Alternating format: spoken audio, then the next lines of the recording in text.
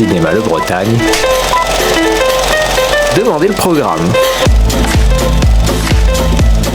Cette semaine, au Cinéma Le Bretagne, une rencontre avec un ancien tortionnaire, du soupçon, des vallons et du polar, un classique du cinéma japonais et des luttes écologiques.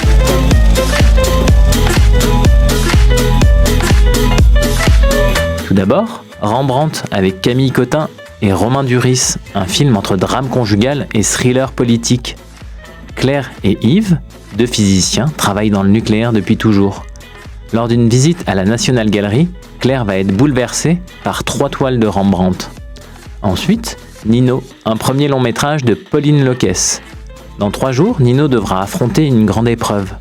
D'ici là, les médecins lui ont confié 2 missions, 2 impératifs qui vont mener le jeune homme à travers Paris, le pousser à refaire corps avec les autres et avec lui-même.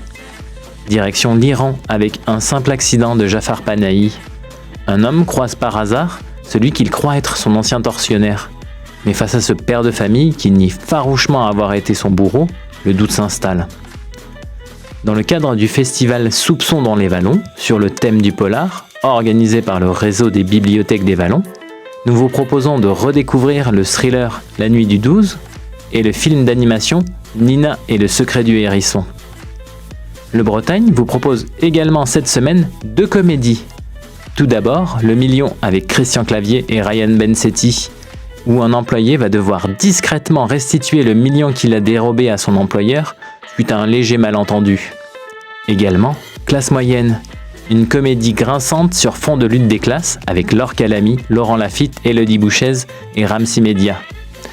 Pour notre très jeune public, Timioche, une sélection de courts-métrages avec notamment Timioche, un petit poisson aimant raconter des histoires plus grosses que lui. Pour notre public amateur d'animé japonais, nous avons le plaisir de proposer le premier film Demon Slayer, La Forteresse Infinie.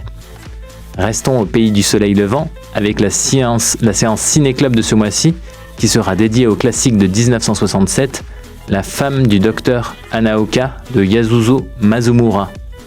Enfin, le Bretagne vous propose de découvrir au cours d'une séance exceptionnelle mardi 21, le documentaire Le vivant qui se défend. Ce film, réalisé par Vincent Verza de la chaîne YouTube Partager c'est sympa, présente des mobilisations écologiques aux 4 coins de l'Hexagone. Il sera présenté par une partie de l'équipe du film. Pour retrouver les horaires des différentes séances, direction le site du Cinéma Le Bretagne. À très bientôt dans nos salles.